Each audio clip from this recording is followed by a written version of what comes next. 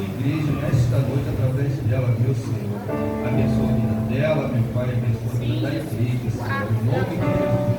Eu te agradeço, te louvo, te exalto. Amém. Cumprimento a amada igreja com a paz do Senhor Jesus, amém? Amém. Noite de cura, nós sentimos a presença do Eterno falar na casa, muitas confirmações com as oportunidades, glória a Deus. Já quero de antemão magnificar essa oportunidade que o céu me propôs nessa noite. Já agradecendo meus pastores por mais uma vez estar me confiando na tribuna do alimento da noite. O temor é grande, o nervoso é maior ainda, dá vontade de sair correndo. Como eu sempre digo, me dá um batalhão para orar, para os irmãos, eu corro mesmo. Mas por obediência aos meus pastores, à minha liderança, eu estou aqui para alimentar os irmãos e me alimentar também. Abra as vossas Bíblias em Mateus 11, 28. Mateus 11, 28, que diz assim a palavra do Senhor: Vinde a mim todos os que estáis cansados e oprimidos, e eu vos aliviarei. Irmãos, orando hoje pela manhã, meditando, que precisamos orar pela vida dos nossos pastores, porque nosso pastor, cada vez mais, ele está encurtando o tempo de estudo quando ele dá a oportunidade para ele pregar. A Lídia é pregadora, eu acho que para ela já está até natural. Mas eu recebi essa notícia domingo à noite, eu pregaria hoje. E como eu sempre adianto para os irmãos, eu não sou pregadora. Não me coloco aqui para fazer ninguém voar da cadeira, em nome de Jesus. Mas a gente está aqui para receber do céu. O tempo foi curto para o estudo, irmãos. Mas eu creio que foi suficiente para a gente sair daqui hoje um pouquinho mais cheio de ensinamento da parte do Senhor. Vinde a mim todos os que estáis cansados e oprimidos, e eu vos aliviarei. Irmãos, Jesus, logo após sair do jejum, 40 dias, tentado contra Satanás, ele vai ter com João.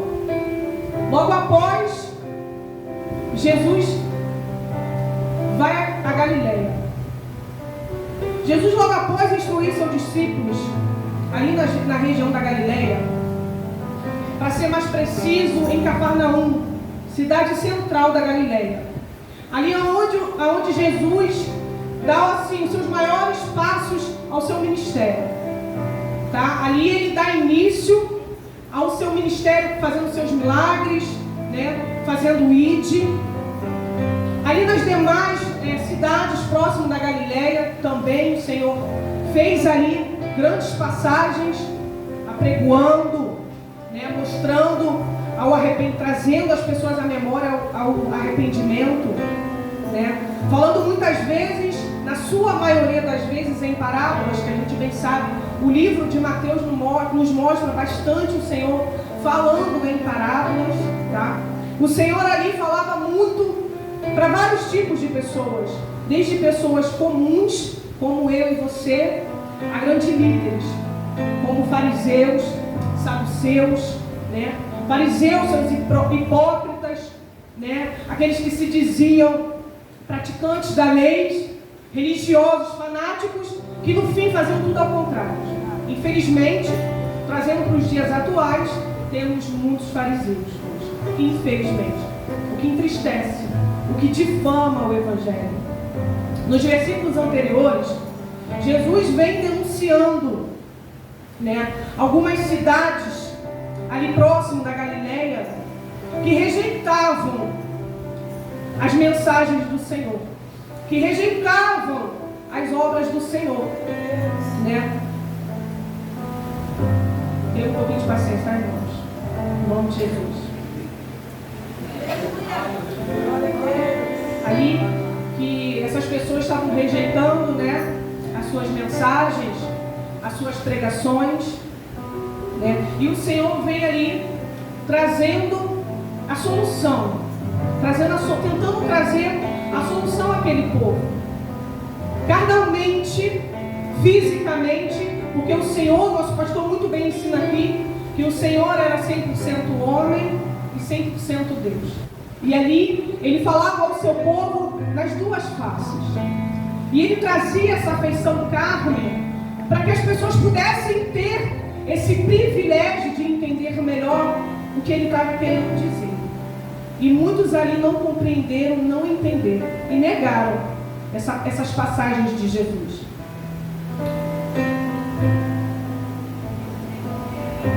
O Senhor veio ali trazendo ao povo a solução e o alívio. É aí que a gente entra com a aplicação. O Senhor entra com um convite. Um convite que é nos feito todos os dias. Eu refleti muito nessa passagem hoje. E o Senhor, quando fala: vinde a mim, todos que estáis cansados e oprimidos. O Senhor, Ele nos faz essa reflexão todos os dias. O Senhor, Ele nos faz esse convite todos os dias. E eu falei assim: Senhor, mas por que é necessário esse convite todos os dias? Porque todos os dias nós nos permitimos ser enganados pelos espíritos opressores.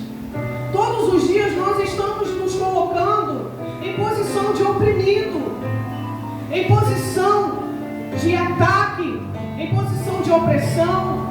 E Ele todos os dias Ele faz esse convite: vinde a mim, filha minha, vinde a mim. Hoje você se encontra cansado e oprimida, e eu vos aliviarei. E eu falei: Senhor, eu glorifico, porque se o Senhor não fizer esse convite, eu não tenho aonde depositar essa opressão, eu não tenho aonde depositar essa estafa de cansaço.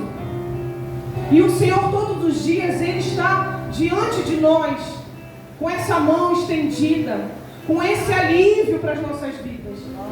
E muitas das vezes a gente está tão cego que a gente recusa esse convite. Como naquele tempo era feito.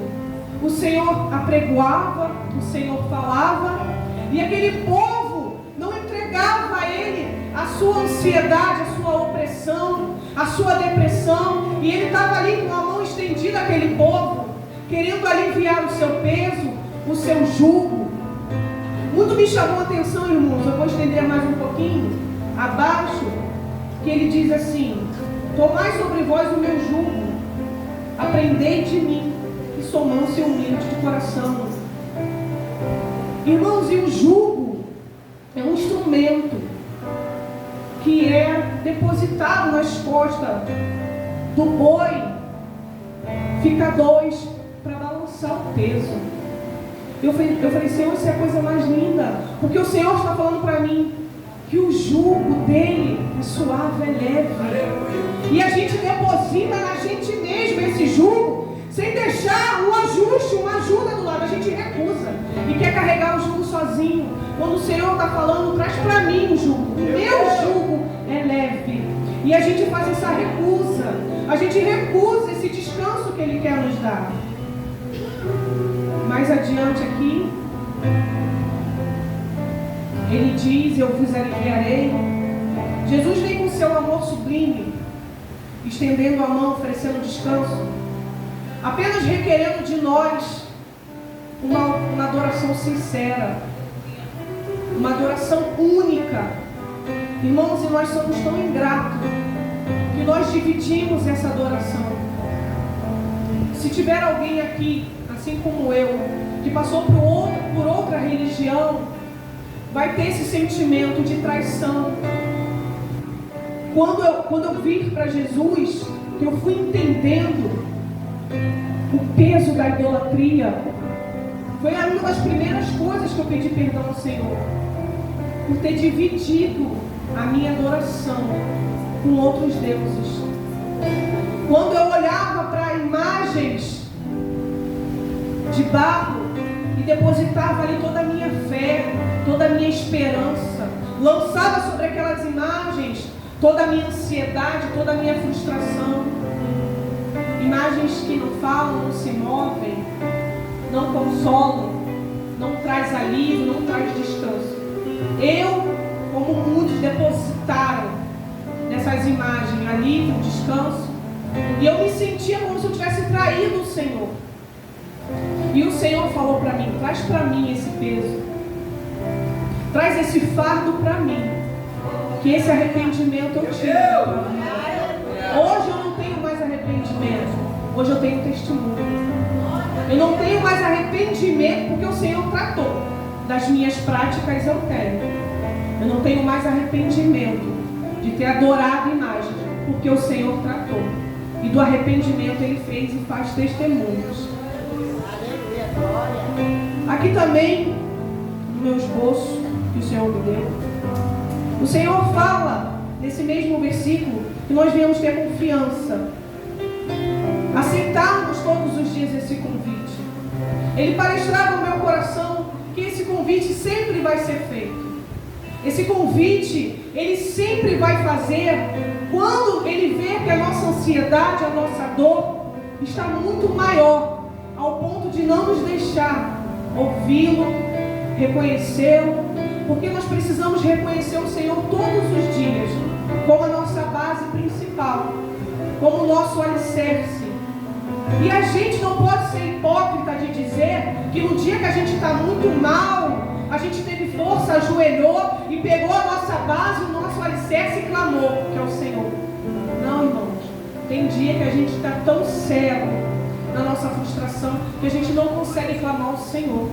E a gente fala: Jesus, me ajuda. E não percebe que é o natural, já está da boca para fora. Senhor, tem misericórdia de mim. Já está da boca para fora. A gente só fala com total sinceridade, com o coração rasgado, quando o carro está muito apertado.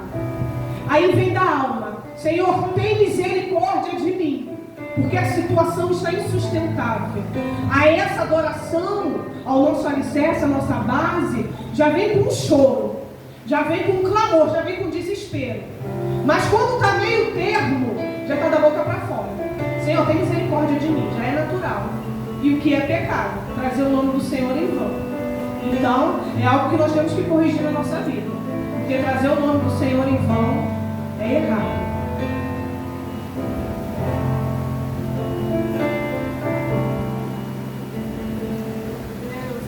Meditando, irmãos, um pouco mais, eu achei que eu tinha anotado, mas infelizmente eu não anotei. Eu tinha lido em 1 Pedro, 1 Pedro 5:7, eu não anotei, mas o Senhor vai trazer. Lance sobre ele toda a vossa ansiedade. Alguém lembra do resto? Eu achei que eu tinha anotado.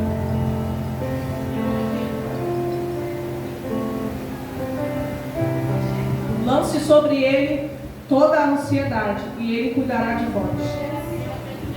Irmãos, eu venho falando muito sobre isso. Lance sobre mim.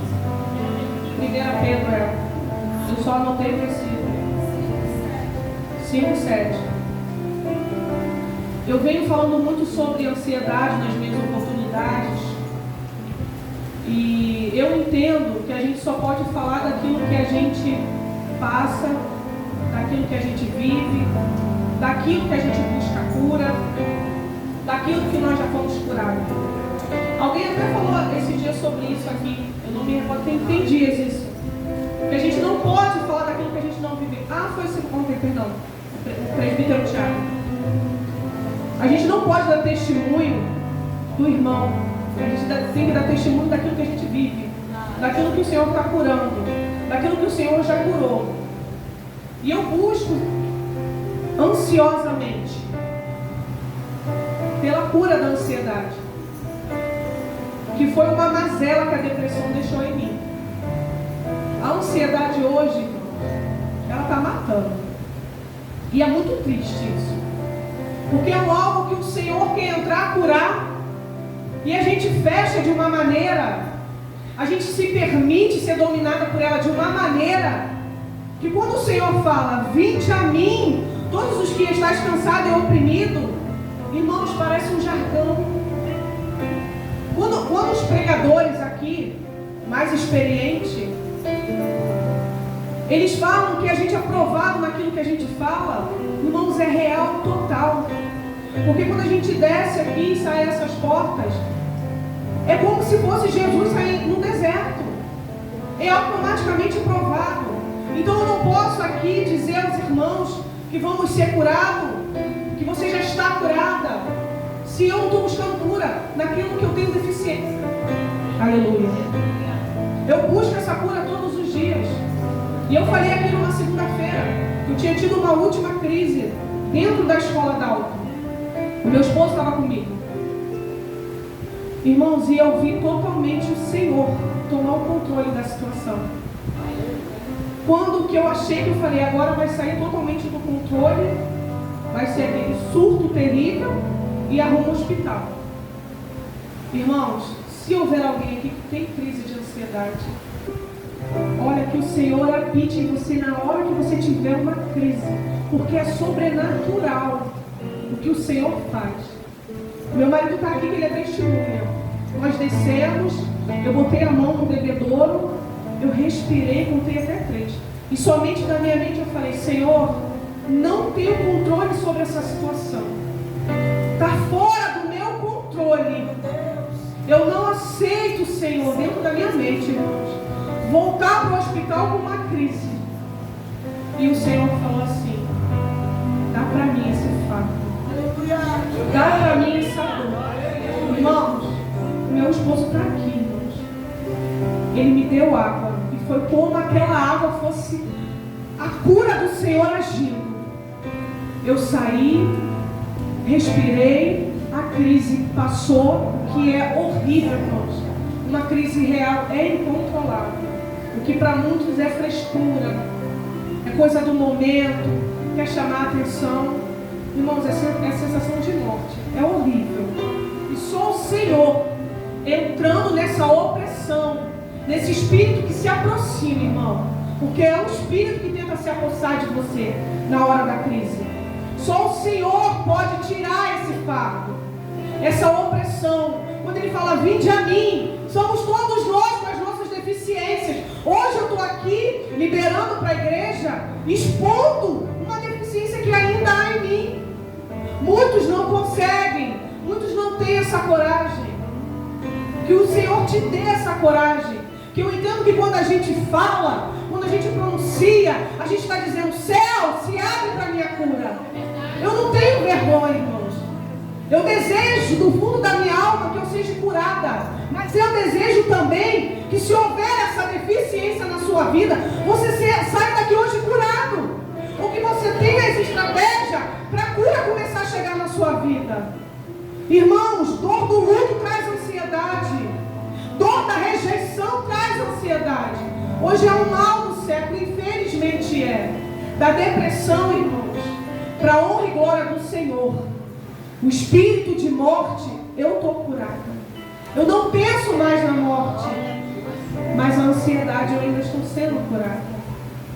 E assim eu peço ao Senhor, Senhor, se houver alguém na minha igreja que ainda não trouxe a liderança, essa deficiência espiritual, que essa pessoa seja curada, mas que ela tenha coragem de trazer, pedir ajuda, pedir auxílio, buscar na palavra. Os nossos pastores falam, a palavra cura, a palavra traz resposta. Eu fico pensando, Senhor, às vezes a gente não tem coragem de pegar a Bíblia, acha que não vai ter resposta.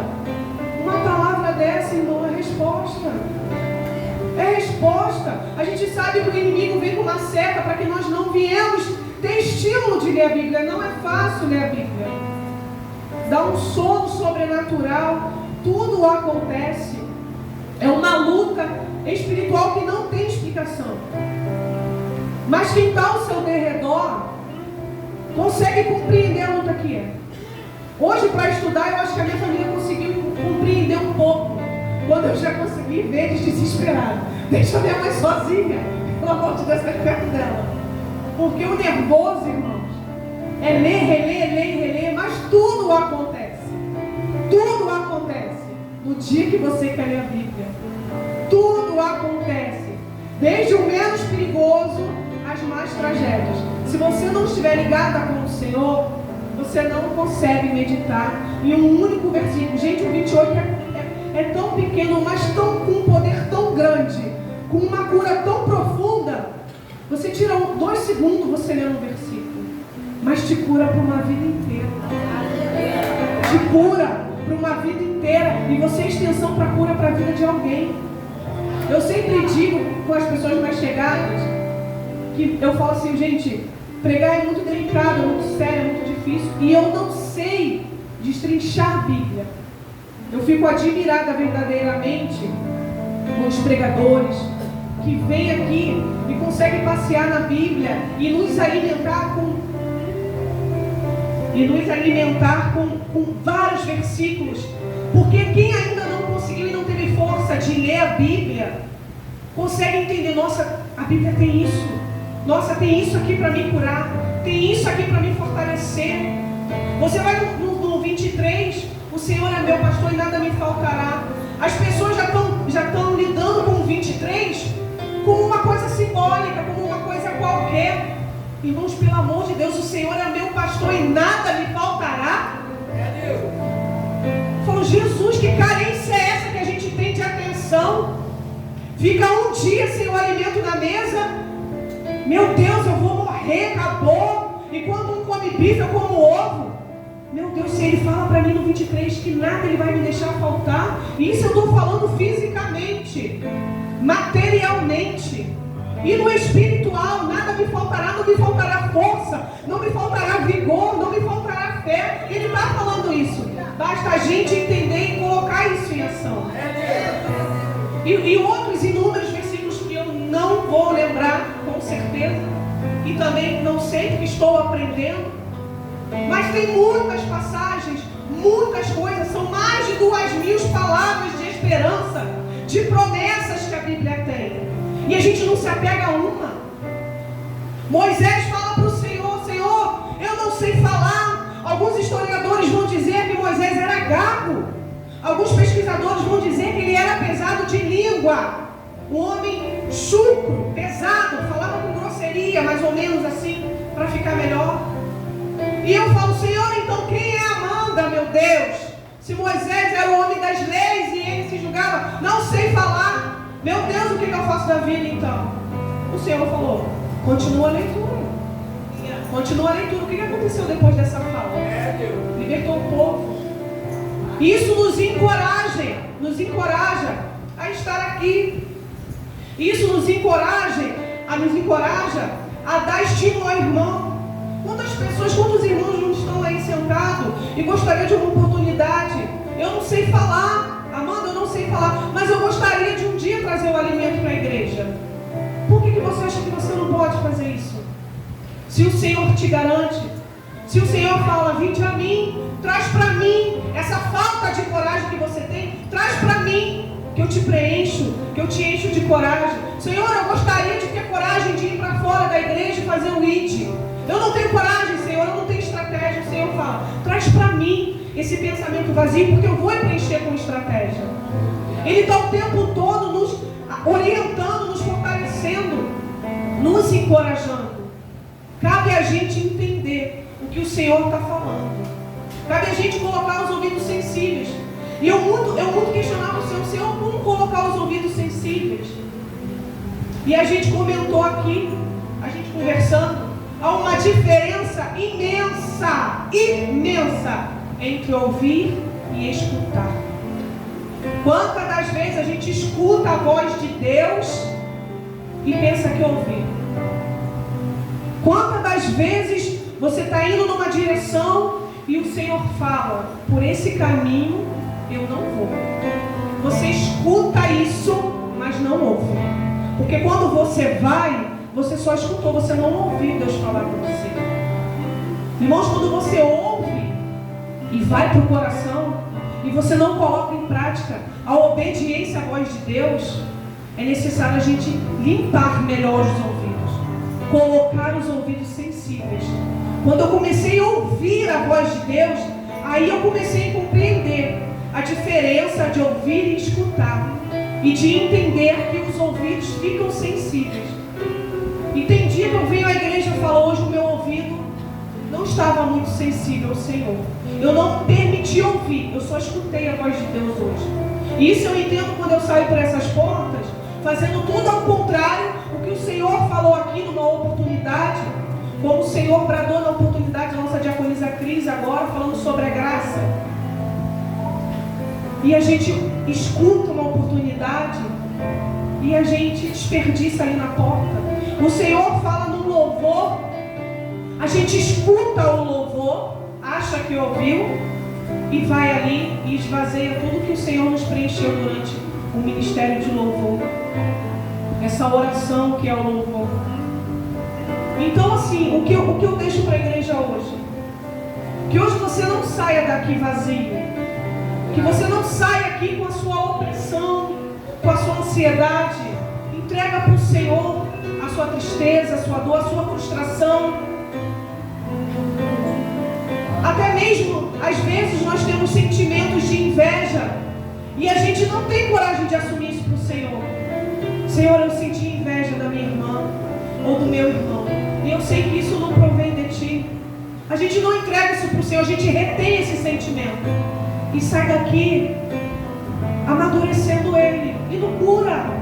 Se a gente não rasga para o Senhor, tem que falar assim, se a gente não rasgar para o Senhor essa deficiência, não tem cura, irmãos, porque não está sendo para Ele. E Ele chama a gente, vinde a mim, mas Ele fala, vinde com teus problemas, com as suas indiferenças, com as suas dores, que eu vou entrar e fazer cura. Ninguém melhora, ninguém cura do dia para a noite. Eu estou falando do interior. Machucado fisicamente, o Senhor cura. A gente pode acordar amanhã onde está machucado e você olhar, o Senhor fez um milagre e curou, realmente, não tem mais nada. Agora o interior é dia após dia, é manhã após manhã, noite após noite. Buscas incessantes, concertos atrás de concertos. Não adianta eu vir à igreja, rasgar para o Senhor as minhas dores, Ele entrar com a providência e eu descarregar um monte de ira no meu irmão. Ou seja, eu estou sendo curada, ao invés de curar, eu estou adoecendo o meu irmão. Temos que ter muita responsabilidade com a vida do próximo, com a vida que Deus deposita nas nossas mãos, com aquilo que o Senhor confia nas nossas mãos. Há uma responsabilidade, irmãos, sobre as nossas vidas e sobre cada vida que é dentro dessas portas. Que você saia daqui hoje, depositando nos pés do Senhor, no altar, toda a sua dor, toda a sua ansiedade, tudo aquilo que vem atrapalhar a tua vida de prosseguir. Entrega para o Pai, rasga teu coração, que o Senhor não vai permitir você sair daqui da mesma maneira que você entrou. Irmãos, uma pregação curta, como eu falei aos irmãos, foi pouco tempo de estudo, mas eu creio que se serviu para mim esse alimento, serviu para os irmãos hoje também. Que você possa sair daqui com a certeza da tua vitória. Eu agradeço a minha oportunidade em nome de Jesus. Glória a Deus. Glória a Deus. Deus continua abençoando a diaconisa em nome de Jesus. Se coloque de pé.